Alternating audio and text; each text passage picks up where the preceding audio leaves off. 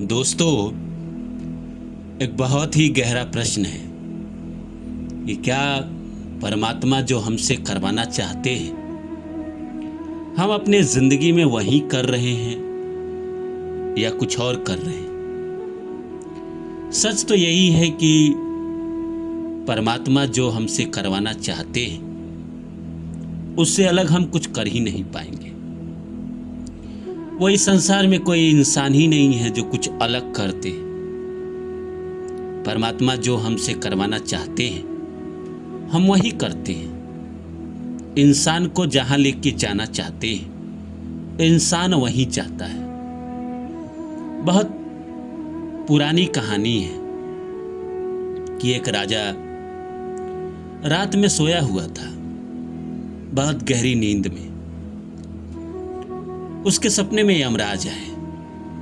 यमराज आने के बाद राजा को बोले कि देखो राजा, तुम्हारा समय पूरा हो गया है, अब मैं तुम्हें लेकर जाऊंगा। सुबह तुम जब जगना तो शाम तक मैं तुम्हें लेके चला जाऊंगा।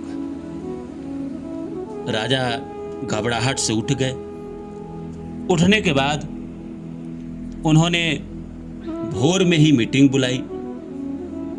पूरे मंत्री गण को भेजा गया संदेशा, गुरुजनों को भी भेजा गया, जो भी राज्य में ब्राह्मण थे सबको संदेशा गया।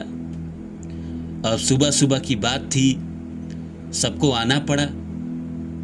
आने के बाद राजा ने सबके समक्ष ये बात रखी।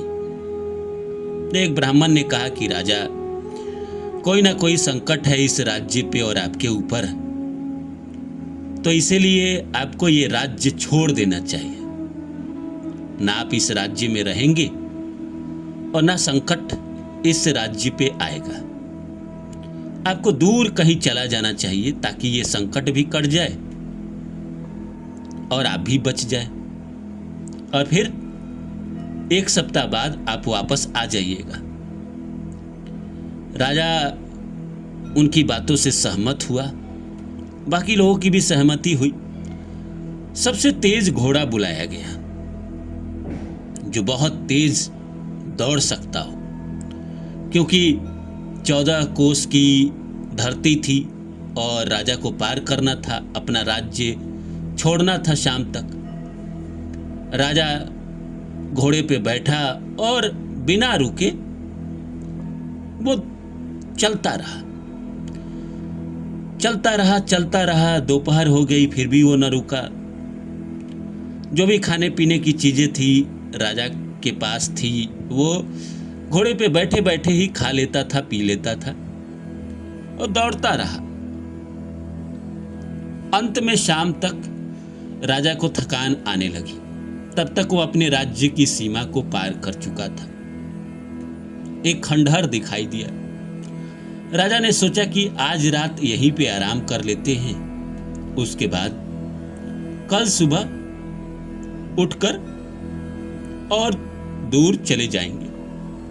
वो उस खंडहर में गया।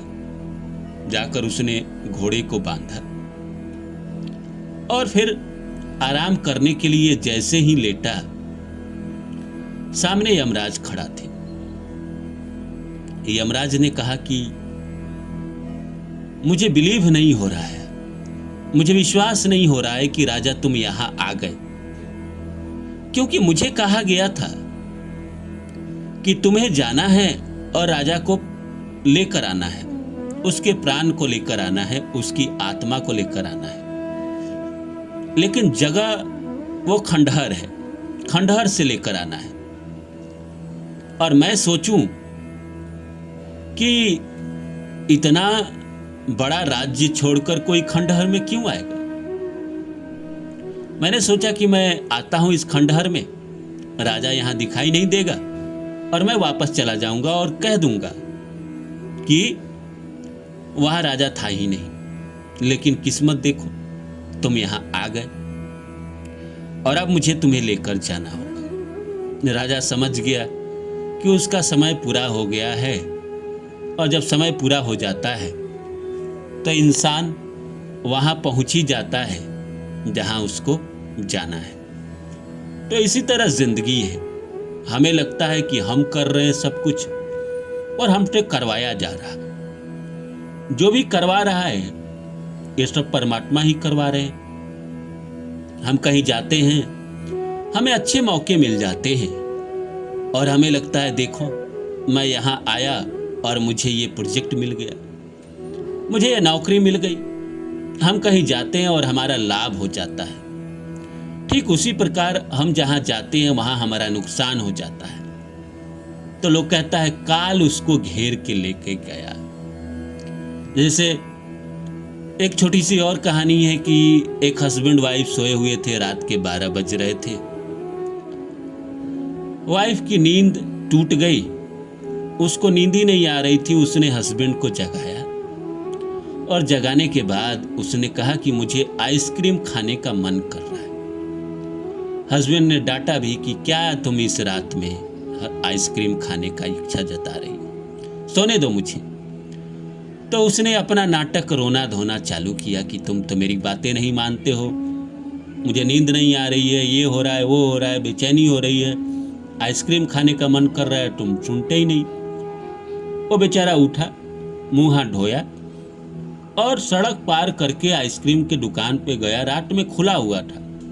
आइसक्रीम लेके जैसे ही सड़क पार कर रहा था तब तक उसका एक्सीडेंट हो गया और मर गया बेचारा।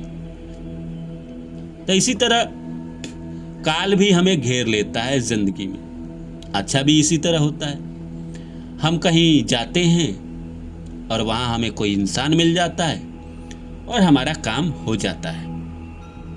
इस संसार में जो कुछ हो रहा है अगर आप गौर से देखेंगे तो उसमें हमारा कोई योगदान नहीं है, नथिंग, कुछ नहीं है। हम बस कठपुतली के मात्र हैं, कठपुतली जैसे हैं ये, या यूं कहे कि जैसे मंच पे अभिनेता होते हैं ना नाटक के, तो वैसे ही है। जैसे फिल्मों में अभिनेता होते हैं, पात्र दिया जाता है जीने का, मरने का, प्रेम करने का, वैसे ही संसार में हमें भेजा गया है और हमारी ये स्क्रिप्ट पहले से लिखी हुई है। जैसे फिल्मों में लिखा होता है, नाटक में लिखा होता है, वैसे ही हमारी जिंदगी की ये स्क्रिप्ट भगवान लिखे हुए हैं। कब किस उम्र में क्या होगा, कब हम किससे मिलेंगे, कब हमारी शादी होगी, कब हमारे बच्चे होंगे, कब हम जीवन में दुख पाएंगे, कब हम जीवन में सुख पाएंगे, ये सब कुछ हमसे करवाया जा रहा है। एक कोई है जो बटन दबाता है तो आपके जिंदगी में दुख आ जाता है, एक कोई है जो बटन दबाता है आपके जीवन में सुख आ जाता है। तो हमारा उसमें कोई रोल ही नहीं है, और जिस चीज में हमारा कोई रोल नहीं है उसको हम विरोध करके क्या ही कर लेंगे।